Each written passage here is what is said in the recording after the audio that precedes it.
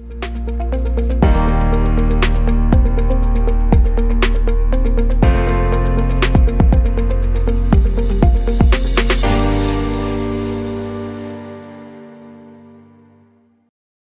Sobat JKN, selamat datang di podcast kami, Obrolin JKN KC Palu. Bersama saya Suci, dimanapun Sobat JKN berada, semoga sehat selalu ya.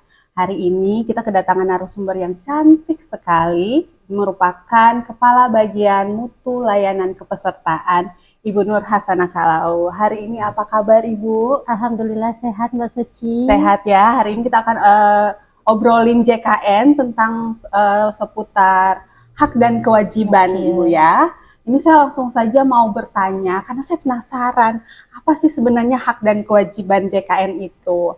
Tapi yang pertama saya pengen tanya tentang apa sih alasan peserta itu harus terdaftar program JKN. Oke, baik. Jadi sebelum mungkin tahu terkait dengan hak dan kewajiban itu, mengapa sih sebenarnya masyarakat di Indonesia itu harus terdaftar sebagai peserta JKN. Nah, yang pertama adalah terkait dengan tarif biaya. Karena kan kita tahu sekarang ini namanya biaya layanan kesehatan ya, itu tidak ada yang mengalami penurunan, ya kan? Ya. Pasti setiap tahun itu akan naik yang namanya biaya pelayanan kesehatan. Kemudian yang kedua karena ada yang namanya pergeseran pola penyakit. Dari yang awalnya mungkin infeksi ringan bisa menjadi penyakit yang namanya degeneratif kronis. Nah, saya ambil contoh misalkan kalau dulu kan biasa orang itu sakit biasa diare, malaria mungkin. Nah, itu kan disebabkan karena salah satunya mungkin sanitasi yang kurang baik ataupun akses ke air bersih itu yang kurang bisa ya mereka dapatkan. Tapi sekarang kan orang itu kebanyakan sakitnya itu kalau tidak diabetes nih ya, diabetes atau orang lebih kenal dengan penyakit kencing manis ya. Benar. Kemudian penyakit jantung ataupun yang kanker. Nah, itu kan disebabkan dengan adanya perubahan salah satunya itu gaya hidup. Apalagi kalau sekarang kan semuanya itu serba instan ya. Iya. Kalau bisa semuanya itu yang manis saja yang kita makan kan. Dan jadi pergeseran pola hidup Ibu betul, ya. Betul. Apalagi kalau misalkan aktivitas fisiknya itu kurang. Nah, itulah yang menjadi penyebab salah satunya pergeseran dari infeksi ringan ke yang namanya penyakit degeneratif kronis. Kemudian selanjutnya yang ketiga itu alasannya karena adanya informasi asimetris ya, karena kan namanya terkait dengan kesehatan ya. Kita ini masyarakat awam ya, pasti itu tidak akan tahu misalkan terkait dengan diagnosa apa, karena kalau misalkan soal diagnosa dan sebagainya itu kan paling tahu itu adalah orang yang di bidang medis kan. Nah, seperti itu. Kemudian yang keempat itu alasannya karena teknologi kedokteran itu yang semakin maju. Seiring dengan perkembangan zaman ya, setiap tahun itu pasti ada saja yang namanya kedokteran itu atau teknologi lah yang digunakan itu tuh semakin baik dan semakin berkembang. Kemudian yang terakhir itu alasannya karena faktor ekonomi dan sosial. Bayangkan saja kalau misalkan orang itu tidak punya asuransi ya. Kalau dulu itu orang misalkan sakit itu orang takut untuk berobat ke rumah sakit karena biayanya itu sangat mahal dan bisa saja itu menjual seluruh aset-aset yang dia punya. Misalkan dia punya rumah dijual, dia punya tanah dijual, mungkin dia punya kebunnya dijual, hanya untuk membayarkan biaya pengobatannya tersebut. Itu berdampak kepada ekonomi dan tentu saja akan berdampak kepada sosialnya. Nah, itulah mengapa alasannya penduduk Indonesia itu harus terlindungi dengan yang namanya JKN. Oh, jadi seperti itu. Iya. Nah, terkait dengan terlindunginya masyarakat dengan program JKN, ini bagaimana sistem pembayarannya? Katanya itu gotong royong. Itu bisa dijelaskan bagaimana sistem pembayarannya? Ya, oke. Jadi untuk JKN itu salah satu prinsip atau asasnya itu adalah yang namanya gotong royong. Kenapa dinamakan gotong royong? Karena peserta yang sehat itu akan membantu peserta yang sakit. Ini kita bayangkan saja, ini saya ambil contohnya ya. Misalkan peserta kelas 3 Untuk peserta mandiri ya, iurannya itu kan sebesar 35.000, sebenarnya adalah 42.500. Oh, iya. Tapi kan disubsidi oleh pemerintah pusat dan daerah itu sebesar 7.500, sehingga si pesertanya itu cukup membayar 35.000 per jiwa. Nah, bayangkan saja kalau misalkan si peserta ini sakit, dan sakitnya itu kebetulan adalah sakit yang berbiaya mahal. Saya ambil contoh di sini misalkan penyakit jantung. Bayangkan saja penyakit jantung itu kan, penyakit jantung itu tidak ada yang bayarnya itu hanya ratusan ribu ataupun jutaan, Iya, itu bisa benar. puluhan sampai dengan ratusan juta. Nah, dengan yuran yang dia setorkan itu tidak akan mungkin bisa membayarkan seluruh layanan kesehatan yang diperoleh, tapi itu kan butuh bantuan dari peserta-peserta yang lain, dari peserta-peserta yang sehat. Jadi kenapa itu dinamakan gotong royong? Peserta yang sehat nanti akan membantu peserta yang sakit dalam biaya pelayanan kesehatannya. Iya. Jadi itu manfaat gotong royong dari program JKN, Iya. Ibu ya. Kemudian di sini saya coba baca-baca tadi katanya itu ada beberapa segmen. Itu segmen-segmen apa saja, Bu, dalam program JKN yang ada? Iya, jadi kalau di JKN sendiri itu segmentasi kepesertaannya itu ada dua. Yang pertama adalah penerima bantuan yuran atau biasa kita menyingkatnya dengan PBI. Oh, PBI. Ya, Ya. kemudian yang kedua adalah non penerima bantuan yuran atau non PBI. Nah, PBI sendiri ini itu adalah peserta yang yurannya dibayarkan oleh pemerintah pusat. Ya, jadi memang yurannya itu berasal dari APBN. Ya, PBN. ya betul sekali. Kemudian yang kedua adalah segmentasi kepesertaan non PBI. Nah, non penerima bantuan yuran ini terbagi juga beberapa.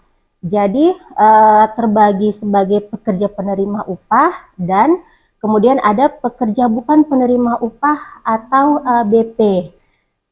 Pekerja penerima upah ini, PPU ini sendiri ini juga terbagi beberapa segmentasi terbagi kepesertaannya. lagi. Iya, betul. Namanya penerima upah ya, pasti adalah masyarakat atau peserta yang dia sudah bekerja. Oh, yang sudah Ya, bekerja. betul. Ya, baik dia bekerja sebagai pegawai negeri sipil, daerah ataupun pusat, kemudian TNI Polri, kemudian PNS daerah, kemudian ada yang namanya P3K ya, ya ataupun tenaga kontrak ya, yang yurannya itu atau dia dibayar oleh pemerintah ya gajinya. Kemudian ada yang namanya pekerja penerima upah badan usaha PPUBU, itu adalah peserta yang bekerja di perusahaan swasta.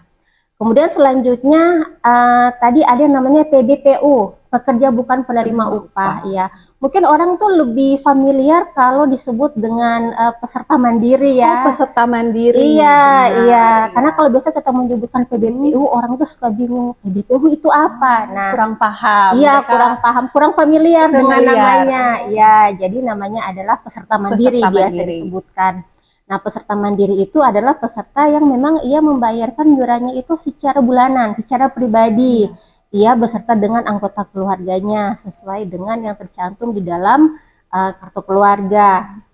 Kemudian ada juga yang namanya PBPU Pemda. Nah, PBPU Pemda ini dia yurannya dibayarkan oleh pemerintah, tapi pemerintah daerah, dan yurannya itu berasal dari APBD. Ya. APBD, Kemudian ada ya. juga yang namanya bukan pekerja itu yang pensiunan, kemudian investor dan sebagainya. Jadi ternyata banyak ya segmen-segmen Iya, kepesertaan di betul. BPJS Kesehatan itu.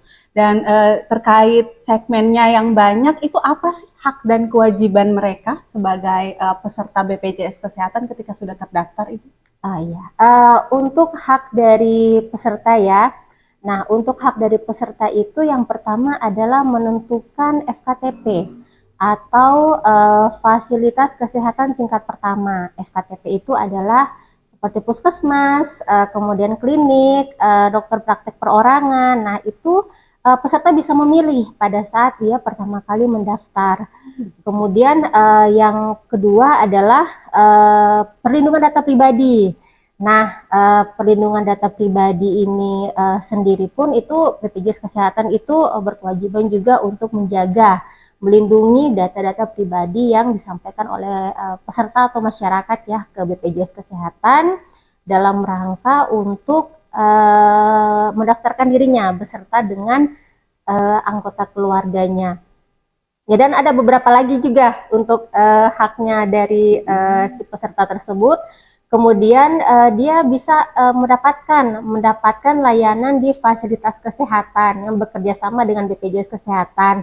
Tapi syaratnya itu harus aktif dulu, ya. Betul, ya. Kalau dia sudah aktif, nah dia bisa mendapatkan layanan di Faskes yang bekerja sama dengan BPJS Kesehatan.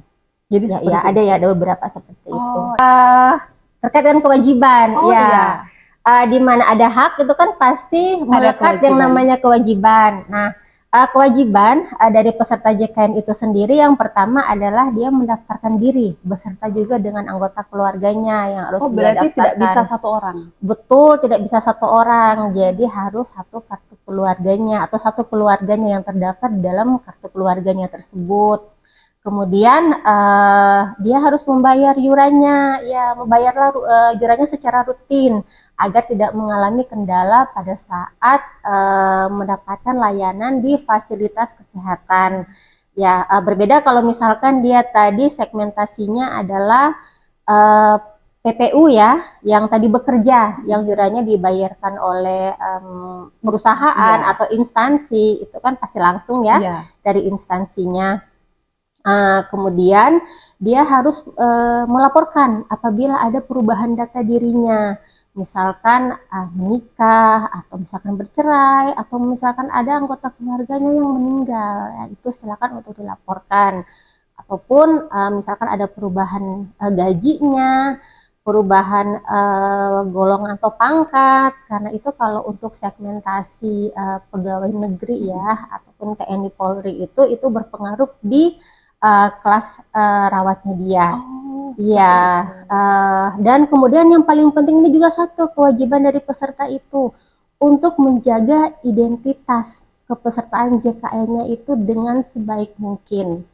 Jangan dipinjamkan ya ke orang lain atau misalkan ada yang menggunakannya orang yang tidak berhak. Jadi memang kami selalu dalam setiap sosialisasi itu selalu menyampaikan kepada peserta untuk selalu menjaga identitas kepesertaan JKN-nya agar tidak digunakan oleh orang yang tidak berhak. Nah, lagi pertanyaan Bu, bicara tentang identitas. Ini sekarang apakah masih berobatnya pakai kartu BPJS atau ada kartu lain yang bisa digunakan, seperti apa itu? Ya, BPJS Kesehatan ini sudah sangat memudahkan peserta ya dalam soal pemberian pelayanan kesehatan. Jadi sekarang itu tidak hanya menggunakan yang namanya kartu saja, kartu fisik ya. Ya, kalau misalkan orang itu punya itu warnanya itu warna putih hijau kartunya ya. Tapi kalau sekarang itu sudah sangat dimudahkan karena sekarang itu sudah bisa menggunakan yang namanya NIK. Bisa menggunakan KTP. Iya, kan di dalam KTP itu ada NIK-nya kan. Itu bisa digunakan pada saat ingin mendapatkan layanan di fasilitas kesehatan. Jadi sudah sangat dipermudah. Kemudian juga kalau peserta itu punya yang namanya aplikasi mobile JKN, itu silakan mendownload yang namanya KIS Digital. Oh, ada? Ada, iya. Jadi sudah sangat mudah diberikan kepada peserta. Apalagi saat ini sudah bisa pakai KTP kan. Iya, mana sih ada masyarakat yang kemana-mana itu tidak membawa KTP ya. Mungkin kalau kartu yang lain itu mereka suka lupa. Tapi kalau misalkan KTP itu jarang sekali orang lupa kan untuk bawa. Jadi sangat mudah ya kalau untuk mendapatkan pelayanan kesehatan itu sudah cukup dengan memperlihatkan KTP saja. Itu sudah bisa mendapatkan pelayanan di rumah sakit ataupun fasilitas tingkat pertama, Ibu ya. Betul sekali. Wah, luar biasa obrolin podcast hari ini. Terima kasih Ibu sudah memberikan manfaat, hak, dan kewajiban tentang BPJS Kesehatan, program JKN, dan juga segmen-segmen pesertanya ya, terkait juga hak dan kewajiban. Terima kasih sekali Ibu. Di lain waktu nanti kita bisa obrolin lagi tentang macam-macam program JKN yang lainnya. Terima kasih Ibu, selamat sore. Ya, selamat sore. Terima kasih Mbak Suci. Nah, Sobat JKN, demikian obrolin JKN episode kali ini ya. Bagaimana? Seru kan obrolinnya? Sampai jumpa di episode selanjutnya ya. Bye!